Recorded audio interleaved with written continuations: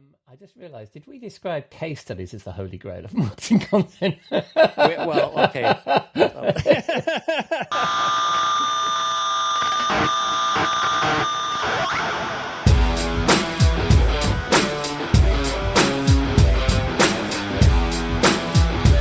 Hello and welcome to episode 195 of the Rockstar CMO effing marketing podcast. It's Saturday, the 9th of December. I hope you've had a great week and you are well and staying as sane as you feel you need to be.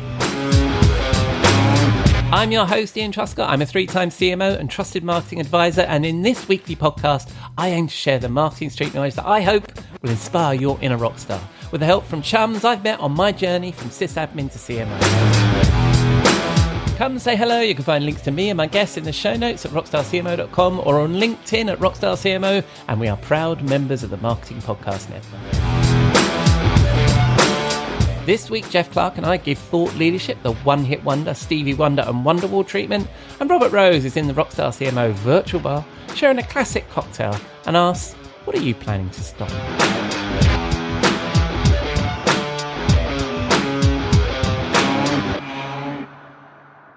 But first, we need to pay the bar tab. I'll be back in a moment. We'll be right back. We'll be right back. You may know you're listening to this show along the Marketing Podcast Network, but did you know there are other great shows on MPN to help your business? Christy Heiler hosts a fantastic podcast called Own It. Christy, tell us more about the show. Own It is all about celebrating women and non-binary advertising agency owners. We talk about buying out of the Boys Club of Advertising because less than 1% of ad agencies are owned by women. And where can people subscribe? You can find the podcast at untilyouownit.com. We're also on the Marketing Podcast Network at marketingpodcast.net. And of course, you can subscribe wherever you get your podcasts. You heard her. Go subscribe.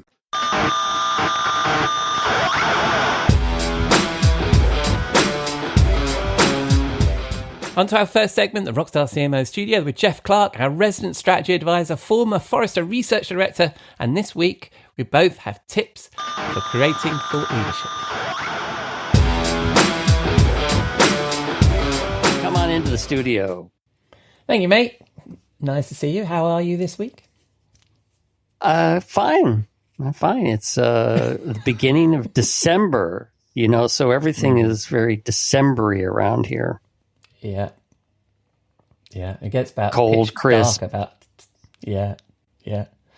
We've had some cold, crisp, but today was miserable and rainy and dark about 2:00 in the afternoon or something ridiculous. So it just feels very wintry at the moment. Very wintry. And Don't you love it?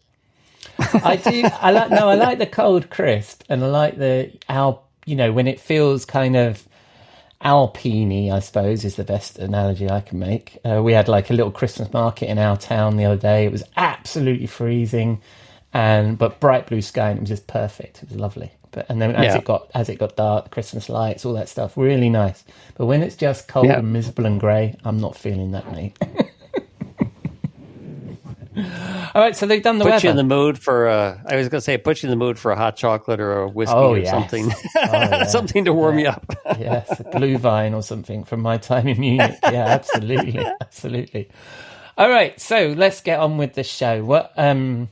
So after last week's conversation, we talked about case studies. We talked about case studies as that was one of the rabbit holes we kind of skipped over the episode before when we were discussing the 5 content strategies for when robots write the content. So we had a conversation a few weeks ago. For regular listeners, they already know this, but we had a conversation a few weeks ago that was about the kinds of content that we should focus on now that everybody's going to be using generative AI to create their own content. And so last week we did case studies, and this week I thought I'd pull a few of the other things we talked about in that conversation and then focus on those. So the other bits of content the robots can't do, and one of those primary ones is have an opinion, right? And do the thought leadership stuff told in our true brand voice. So that's where we're going to go. And it's great to say that your products are great. They have lots of features and benefits, but the story you tell is the differentiation. All part of your content strategy. You need to take a position, as we prepared in the notes. And I thought also, we thought we're going to give it the one-hit wonder, Stevie Wonder and Wonderwall treatment that we did last week. So, it's a great trifecta. so what say you, Jeff? Well, I as you've teed up, it's like, the AI, the bots can't really express an opinion that reflects your brand voice based on the research you've done into customer needs. I mean, there's ways that AI can help, sort of like feed into that, but it's like, you have to take the position. And so, to demonstrate, what we often call the holy grail of marketing content, thought leadership, there's an aspect of opinion in that is just, it's like you can't ask AI to create that. That's something that's got to come from the individuals within the company. Yeah. I just realized, did we describe case studies as the holy grail of marketing content? Well, okay. Contrary to the Bible, there are several holy grails. Well, also, I mean, the other thing about this is developing your brand voice and your thought leadership position. Even if you are going to get the robots to write it, you need to be getting that into the prompts, right? So they know how it is that you want the content to come out. But we're going to assume we're not doing that, right? This is about how do we create thought leadership content. Cool. So if we start off with the one-hit wonder, and just as a reminder for the game for last week, is that this is something that people think is good but doesn't last. So what's your one-hit wonder of thought leadership? Well, to me, the thought leadership paper, and certainly, I don't know, I've probably written a few of these over my career, and oftentimes it's like you get the idea for a paper or presentation or something like that demonstrates, you've done the research into the customer's mind and it led you to an opinion on how to solve their problems. Voila. Yeah. You've got something that you can write out over 4 or 5 pages or more, to demonstrate your brilliance. But, to me, these as an individual item, or even if you take that one paper and you kind of break it into some components to, make a little bit of a mini campaign out of it, it's, can be great clickbait. It can be a good sales tool, but it's not part of a arc of a story about your brand. It's not going to convince anyone you've taken a position that differentiates you unless you really, blow it out over a much larger piece of work, which we'll get to. Yeah, which when I initially saw this and it was said the thought leadership paper, and this was your suggestion, I thought, whoa, we're gonna throw away the thought leadership paper. But what you're saying is this is that exactly to the part of the show that we're at, right? The one hit wonder. It's that one hit wonder thought leadership paper, the one and done. We're not doing anything else with this. We've just got this great idea and we just publish that and we do nothing else, right? That's the thing, isn't it? That you're saying is a one hit wonder. That's my vote for one hit wonder of the week. Nicely done. So I like that. So mine, I'll tee myself up, shall I? My one hit wonder for this is what's yours, Ian? Well, anything is similar to yours actually, and I hadn't realised this. It's anything based on buzzwords because of the buzz. So that's one expression. So anything based on the buzzwords because of the buzz. Not some buzzwords, absolutely these things are going to stand the test of time, or it's a new thing, we need to get involved, we need to have a point of view on it. But if it's just because of the buzz, rather than the value you actually offer and doing that short-term one-and-done thing, exactly to what you were saying. And I think we're often driven to respond to the zeitgeist or, the proverbial CEO's in-flight magazine. They come in and they say, hey, what about tick face? Or what about this? This is the word of the year. We need to get on it, or whatever it is. It's avoiding that, isn't it? It's just making sure that your thought leadership, it has a resonance beyond this particular piece of buzzword stuff. So that was my one hit wonder. Anything based on buzzwords because of the buzz. And I totally agree, because the one thing I may have mentioned on the show, but I just remember when we were at a company who was getting into the customer experience zeitgeist of the time, and I would say early into it, but still, it's like I remember going to analyst shows and seeing vendors, everything from ERP to call centers to platforms, and they're all saying the same thing about customer experience. And it's kind of like, well, you're missing. This is where you're missing the position, the opinion, what are you saying about that is actually going to differentiate you? Yeah. I had exactly the same experience, and it was with Forrester. Actually, it was a Forrester event in London, a CX event, and it was the most eclectic bunch of vendors you've ever met at an event. And yet everybody was saying that I think a lot of disciplines within an organization touch a customer experience. So maybe it was a category that was wrongly defined, but it was weird how people had the same taglines, and yet they were doing completely different things, and just shows you how much bullshit there is in taglines, I suppose. But that's what I thought. Yeah, and actually, win poorly done. Yeah, and actually, win poorly done. Actually, in my in my Wonderwall, I think I'm going to make reference probably to the same instance that we're talking about there. So that's our one hit wonder. So what's your Stevie Wonder? So this is a timeless tip that, like Stevie Wonder, is a talent that stood the test of time. What's yours? Well, like Stevie Wonder, you can string together hits and deep cuts, into an album or a series of albums, or a la, a campaign, Mm-hmm. So I've always talked about how a campaign is targeted at a customer segment and focused on their unique customer needs. Yeah.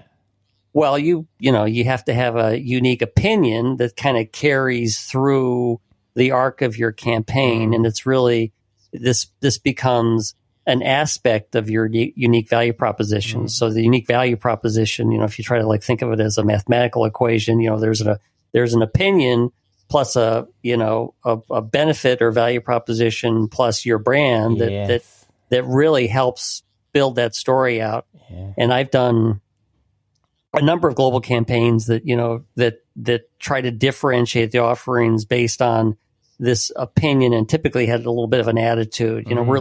We're the stable web platform where we can truly help you drive change. We understand the needs of the future marketing executive. So it's and obviously you'd have to get into the deep dives to understand the opinions behind those, but it's it's got to be authentic to the brand. So, it rolls out across all your various channels and your various tactics. That's what changes the one hit wonder into something that Stevie Wonder would recognize. Yeah, with a concept album.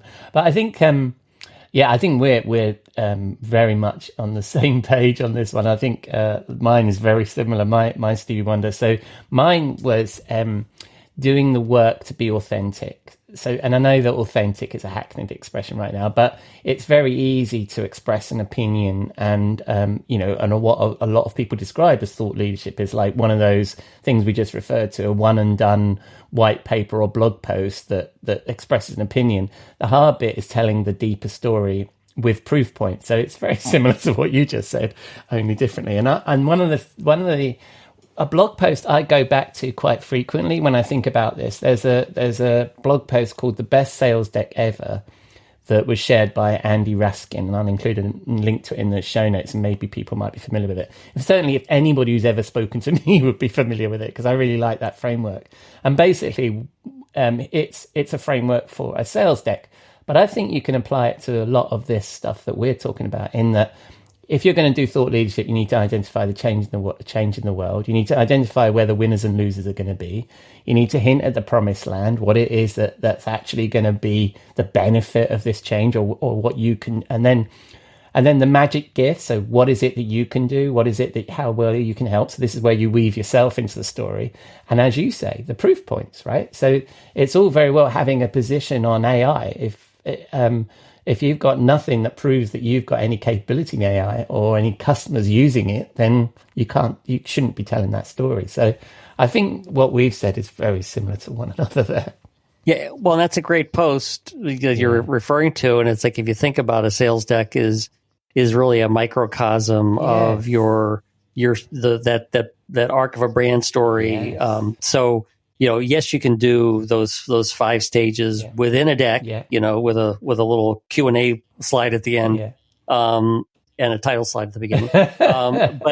But the same thing is something, because it's the similar communication you're trying to do across a campaign, covering all those things, but you get more more space, more tools to tell it. Do you know what I like about what you've connected there? So yeah, absolutely. And I think that's also the test about our brand messaging and thought leadership is, can a sales guy say this without looking like a... Oh, yeah. absolutely. Without looking like a cock is the way that I would put it. But, it's all very well us marketers coming up with this highfalutin grand language and predicting the state of the world. When somebody's actually sitting in front of another human being and they say it, does it sound authentic? Does it sound genuine? Does it sound, reasonable, or not like a cock is what I say? But yes, so I like that connection. No, I didn't realize that. But yes. Okay. So that's our, those are our Stevie Wonders. So let's move on to our Wonder Walls. So the Wonder Wall, because as we discovered last week, and obviously this is Wonder Wall by Oasis. And apparently, according to the Gallaghers, it was written about an imaginary friend who's going to come and save you from yourself. So what advice would you give would come from an imaginary friend who's going to save us from ourselves here, Jeff? Well, I think one of the things about creating the opinion is that it can't be cooked up in marketing alone. And you can't, as we've kind of commented about some of the things, you can't, mimic somebody else's brand opinion. And, you've got a competitor that's achieved success. So let's jump on that bandwagon. Yeah. But oftentimes there's somebody, at least in my experience, there's often somebody in the executive team or maybe a couple people in the executive team that have, a strong opinion about the way they're trying to position the company, the way they're trying to position maybe a product line. I often think about, one time I ran product marketing and I was sitting in a product group and it was the VP of the product line who just had he had a gut feeling about how we needed to reposition a development platform. And it's kind of like, you start riding on the coattails of that. And you could say, well, how do I position that from a marketing perspective? How do I build a story? It actually was a case where we came up with a whole series of papers about different aspects of the story we were trying to tell. And so, and that person had an attitude, which good, bad, or different, but it's like, it was something that kind of infuses the campaign and the communication. And so, so this is where, I'd say your imaginary friend might be somebody who's not sitting inside the marketing department that is helping to drive the company's opinion and brand, and work with it. See how you can work with that to turn it into something that is a marketing message and a sales message in addition, as well as just somebody's attitude and opinion. I really like it because this is a bit like what we just mentioned, right? Which is that you need the sales guys to be, or the sales team, or the customer facing folks to be on board with this, because they're going to be the ones to express it. But the other thing can happen is that you also need the choir behind you, the other executives, and to be able to express that. Or it might be that the opinion comes from them. Like if you've got a really charismatic CEO, why write bland, boring B2B bollocks, right? Why not lean into the fact that there's this guy with a fantastic opinion who everybody loves when they meet him? I've worked with CEOs like that. Then let's be that. Then let's not try and be too corporate. So I like, and that sounds like the story you were telling of this product guy, right? Yep. Yeah, it's good. You have to worry about when you've got somebody that you need to corral because they have a strong opinion, but if it doesn't work, as long as it's not offensive, I think you're, but I'm not sure that being too corporate is a good winning strategy. I've had that in the past where people have been a bit worried about letting a particular executive talk to an analyst, for example. And you think, actually, the other analyst is a human being too. This is a very charismatic, charming person. He has an opinion. Analysts love opinions. But then I've been in a situation where the analyst and the executive were arguing with each other, and you thought, this isn't going to come out well in the report. That's the corralling part. Yeah, exactly. So you're right. There has to be some tweaking on that. All right. So my wonder wall, and you've already said this, actually. I wonder if you read ahead in the notes, and I think that's not fair. I didn't. It just popped into my head. Sorry. No, well, I think that we use the word authentic all the time anyway. So mine was to be authentic and true to your brand. And what I mean by that is in marketing, we create one brand, but the real brand, of course, is what the customer says about us. And that comes from the experience the customer has. So when I'm saying be true to your brand, be true to that broader brand, not just who this week we've decided to be, you know. So and we were both involved in this. I've had the experience of a thought leadership strategy driven by a CMO that talked about a hot trend aimed at other CMOs and aimed at we're now selling to the CMO, we're now selling to executives, and our customers knew us as a practical piece of software that was purchased by the practitioner or influenced by the practitioner or people that knew who had the problem or cared about the problem that's trying to solve. It wasn't the CMO, it was people that wanted to get shit done, right?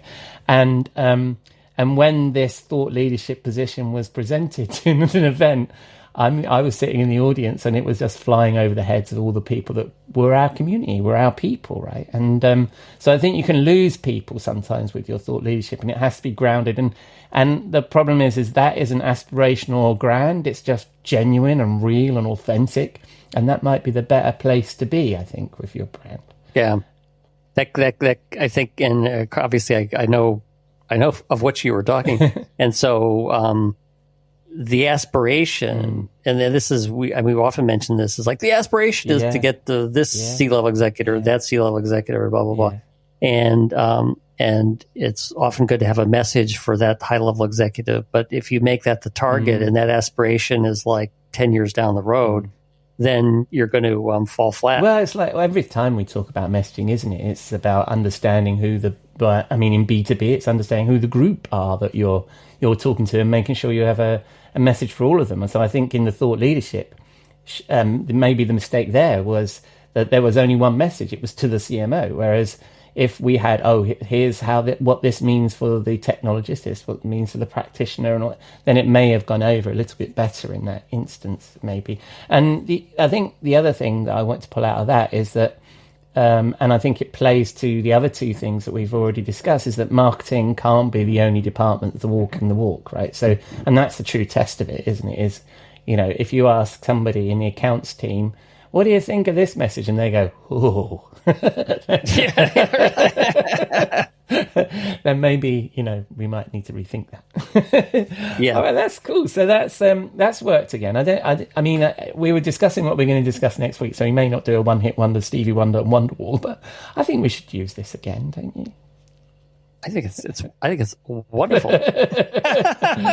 So we'll probably type these up and put it into a blog post at some point, which obviously people will be able to find on our website, rockstarcmo.com. But let's close out with the tune. So you've selected the tune this week, Jeff. What are you going for?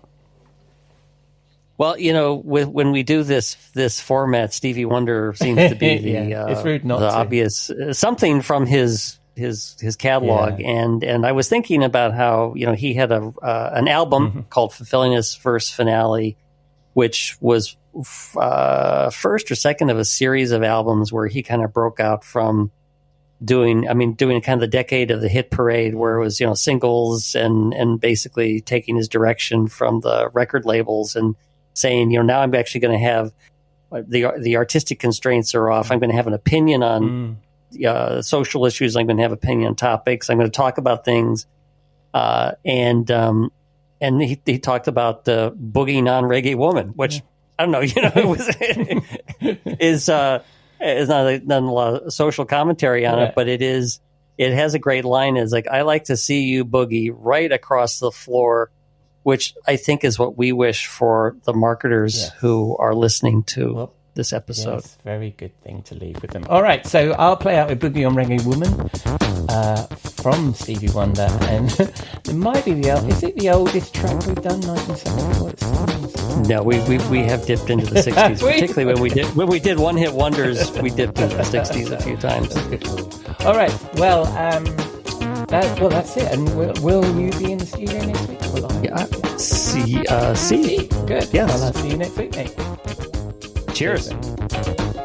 I like to see you go right across the floor.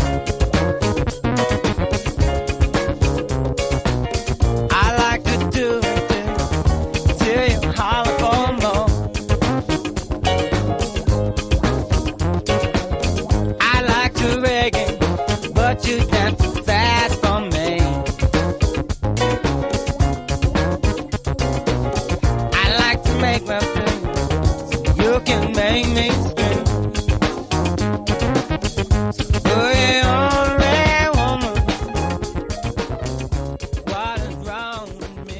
Tony and Jeff, and that was a tiny snippet of Boogie on Reggae Woman from Stevie Wonder.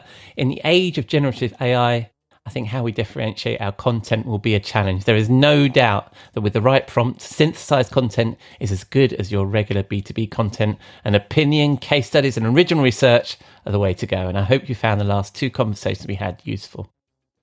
Right, it's that time of the week to wind down in the Rockstar CMO virtual bar and join the chief troublemaker at the Content Advisory, Robert Rose, for a cocktail and a marketing thought.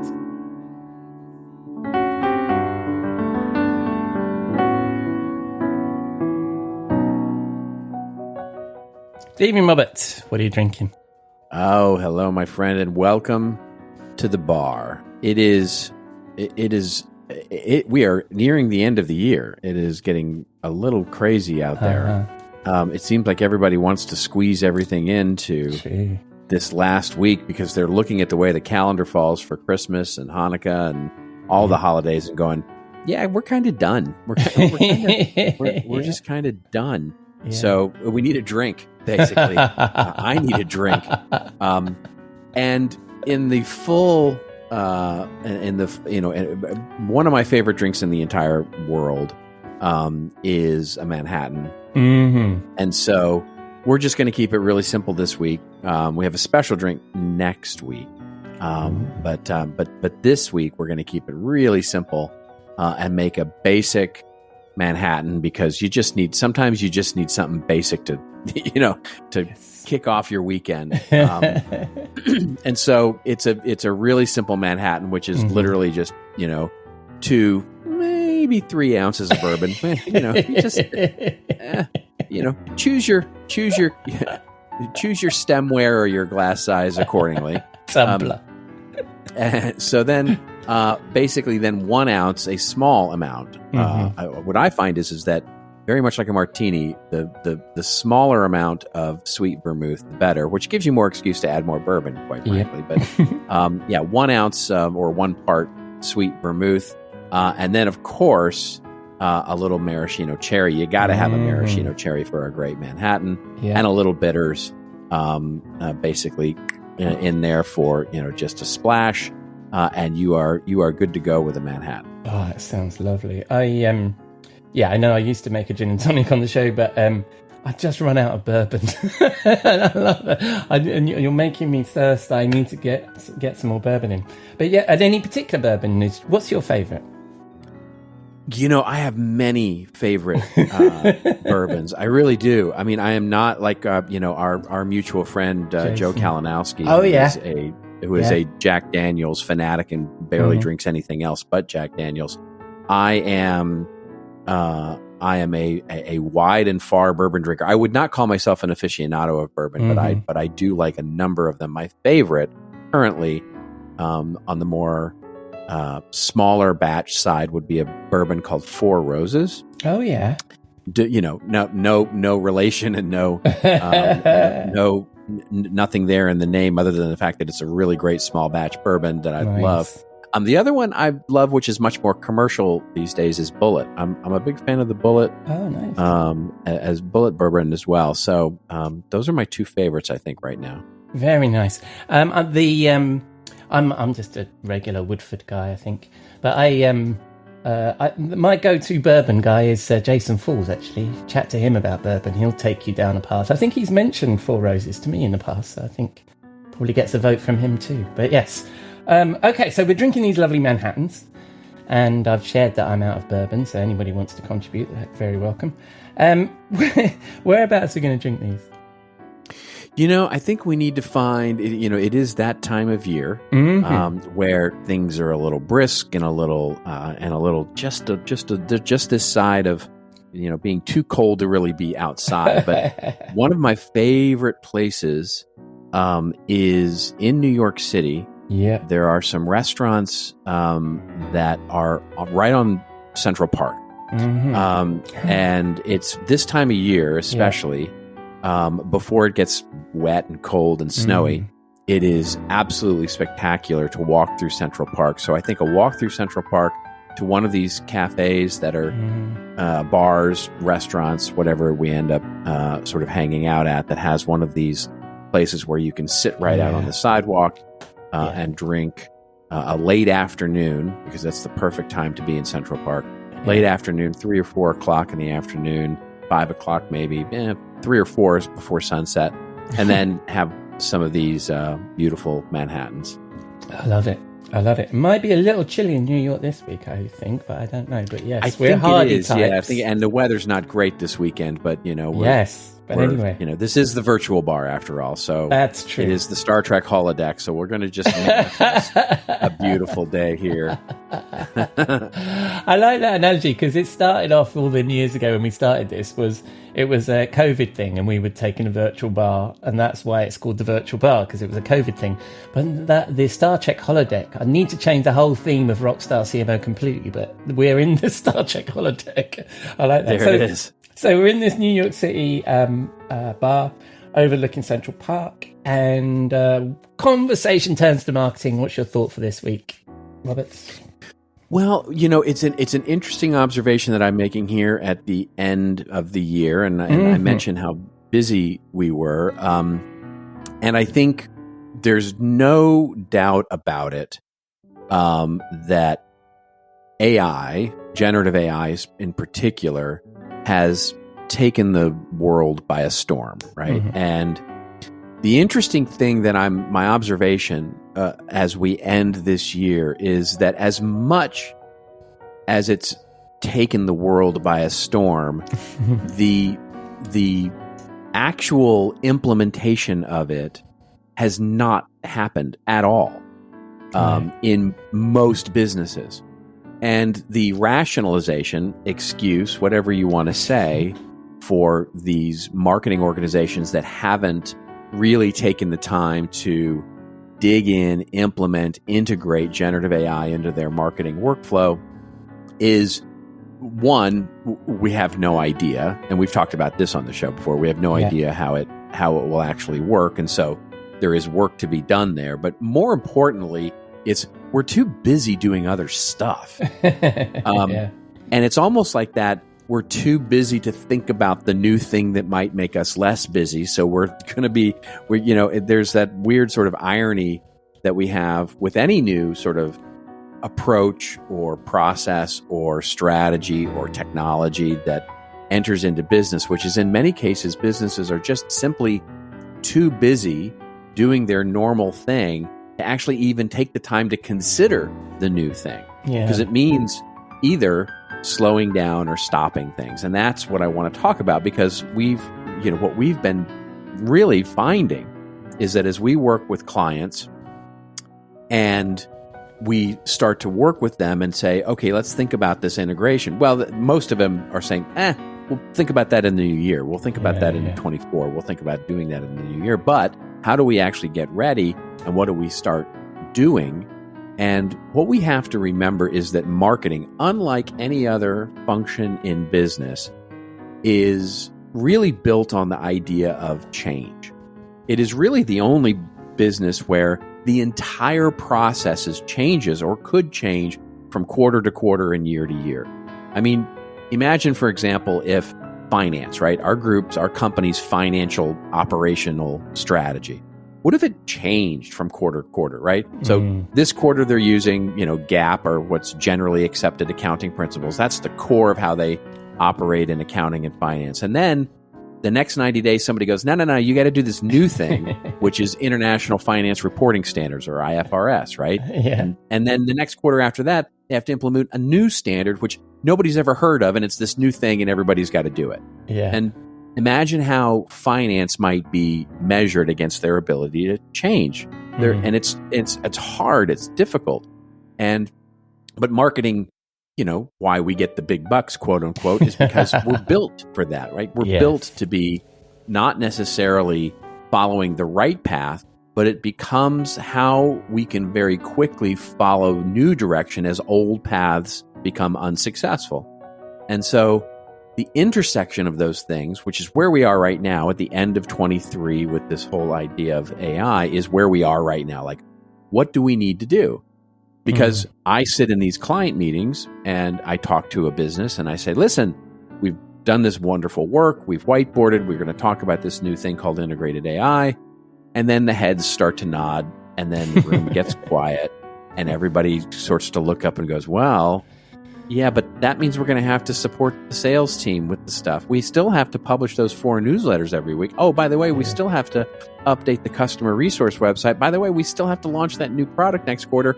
How are we going to fit in all the time that this integration of AI is going to take? And so the interesting business case isn't what we're seeing, isn't basically saying, what new thing are we going to do? It's what old thing we're going to stop doing. And that's the real key here, is that we have to start thinking about all the business case for all the things that we're going to stop doing in order to make time, bandwidth, resources available for this new thing that may or may not, by the way, give us bandwidth to do more new things, right? The sort of overarching story of AI is that it's going to give you all these new efficiencies that you didn't have before, but we're not finding that, actually. We're finding that integration of AI actually adds new capabilities, which requires net new resources and time and bandwidth, not necessarily making anything that much more efficient. So it's a new way of working, not basically a more efficient way of working. And so the net result of that is you've got to start the new year by saying, okay, what are we going to stop doing in order to do this new thing? I love that. But isn't that so? I mean, that's always the way, isn't it? It's the old analogy of the CEO comes in to the marketing team with the in-flight magazine and says, we need to do this, whatever the new thing is. And at no point does anybody say, yeah, but what do you want us to stop? And that's right. And it's exactly that. I mean, AI is a fundamentally different thing than, say, like, what's our snap face strategy or whatever it is. It's more than a new channel, isn't it? It's a new way of working. So it's going to take some work. Yeah, and then the reverse of that is also true. You know, I was actually having this conversation with somebody a couple of weeks ago too, which is, you know, when we finish an engagement with a client, for example, and we when we're talking about workflow and governance and all the new processes that are going to be put into place, and we propose that the marketing team or the content team or whoever it is that we're working with basically establish themselves to a headroom of 85% busy, right? And somebody goes, well, what are we going to do with that extra 15%? And I say, well, that's where you're going to do all this unexpected stuff for when the CEO comes in and lays the airline magazine down, you know, or when you want to do that new innovative project, or when you want to do something different that you've not done before, or have the headroom to be able to pivot when you need to pivot. And it's like, we'll never get that approved. Like, we can never propose that we're going to be 85% busy and have headroom. And it's like, fantastic. Then how can anybody expect you to change? If you can't get the fact that you're not going to be 101% busy all the time, then there can be no expectation of change. And so that one of those things has to give. And so it's an interesting challenge to be able to make the business case to say, we're not only going to stop doing things to make us, you know, so busy that we're not doing everything we can well, we're going to make a stopping case that basically reduces us below 100% utilization all the time. And it's and as the point you were making at the beginning, where our craft or our business discipline or whatever you want to call it is constantly changing. If you haven't got that time available to do that research and to think about the next thing and the planning, then you're going to fall. Your marketing team are going to fall behind, right? Because they're going to miss out on whatever, you know, whatever their competitors are doing, right? When they hop on this stuff. Yeah, they could be, although their competitors are probably just as busy as they are as well. So, you know, it's a pretty, you know, I mean, that's always the fear, right? That's, you know, we look at our competitors and we go, ooh, they're working harder and faster than us. And it's like, yeah, they're probably just like you.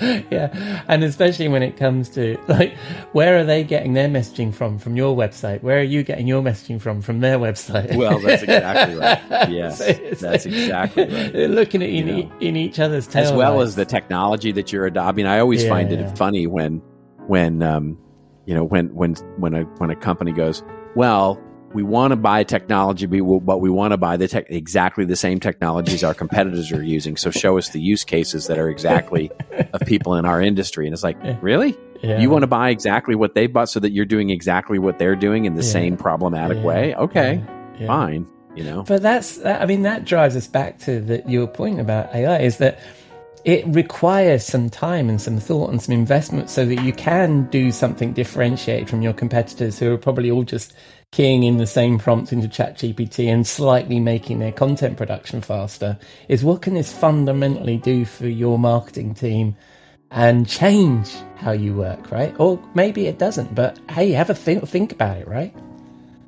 That's it, right? Yeah. I mean, but that's the way it's been for, you and I both know this because we've been in technology for so long. Yeah. But the way that many marketing strategies are set, especially on the digital side of things, is we basically say, let's look at the technology and have it tell us what we can do. And that sets our strategy rather than the other way around. Oh, yeah. Yeah. And, and so it's like, we're going to buy this technology because it gives us the capabilities of X, Y, and Z. Yeah. And we go, and that's what our strategy will be. And it's like, well, but we don't, is that the right things we should be doing?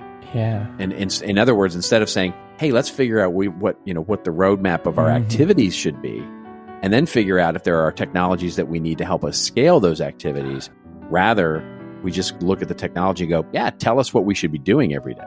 Yeah, that's so true, especially with marketing automation. We've tried, in B2B anyway, we've let the tools decide what it is that we need to get done. But I think with the AI thing is, here's an opportunity now. If you can trust generative AI to do a lot of your content production or your ideation or whatever it is that you're using it for, then you can spend more time on strategy. You can spend more time on thinking about these things, can't you? If you could just get off the hamster wheel and just take a minute. Yeah. Well, you can spend more time doing things, right? Other things, right? Dumb things, right? You could do experiments. You could do weird, new, innovative things, and it's like if you've got that bandwidth built into your process, give it a go. Well, then it becomes much easier to test these things. Yeah. Now, all of that assumes, by the way, that you so many times the process is so ill-defined that you just know that you're busy. You don't know why or how or what makes up that busyness. You just know that you're just always busy. Yeah. And that doesn't mean you're productive. It just means you're busy. Yeah. And we've all seen that. I love it. All right. That's splendid. So the tip for this week is to look for things to stop doing in the new year, by the sound of things, right? Indeed. All right. And start a stopping list. That's what I always say. So I know that you don't stop. And you don't stop producing content for your website. Where are people going to find that? You'll find it at contentadvisory.net, which is our lovely little consulting focused site where we do create quite a bit of content. And then you'll also find our new coaching and supplemental materials for my new book, Content Marketing Strategy, and that's at contentmarketingstrategy.com. And so if you're interested in some of the materials and templates and things that we've actually used to deliver better content strategies to our clients, those things are there and in context with the book, but also our coaching services where we can you can engage right online and get our time right from there. Splendid. And this weekend you've got a big football game, right? We do have a big football game. Thank you for asking. Yes, this will be for first place in our division, which for your audience probably doesn't mean much, but it's against the Dallas Cowboys versus the Philadelphia Eagles, which is always a heated and hated rivalry. So it will be a very tense Sunday evening in my household. Yeah, no, I think the majority of my listeners are American, actually. So so it's probably they're probably very relevant to them. Right, and also then they're already unsubscribing because I said it. And then last week, as you know, last week we themed the bar Dallas Cowboys theme. So that's right. I do remember. Yes, I do remember. All right, mate. And most importantly to me, are you going to be in the bar next week? Of course. Celebrating, hopefully. I'll see you then. Cheers, buddy.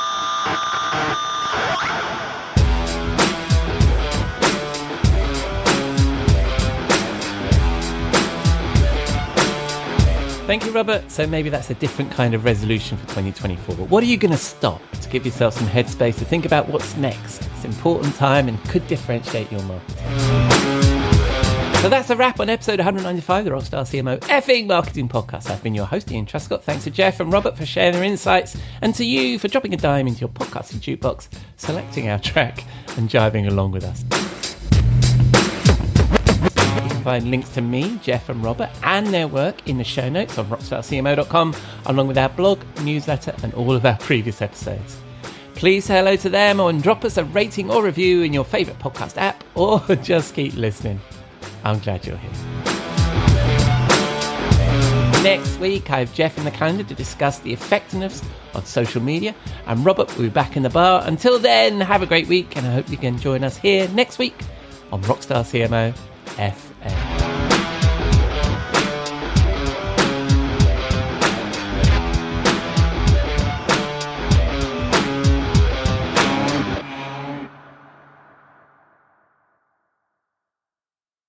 This podcast is heard along the Marketing Podcast Network. For more great marketing podcasts, visit marketingpodcasts.net.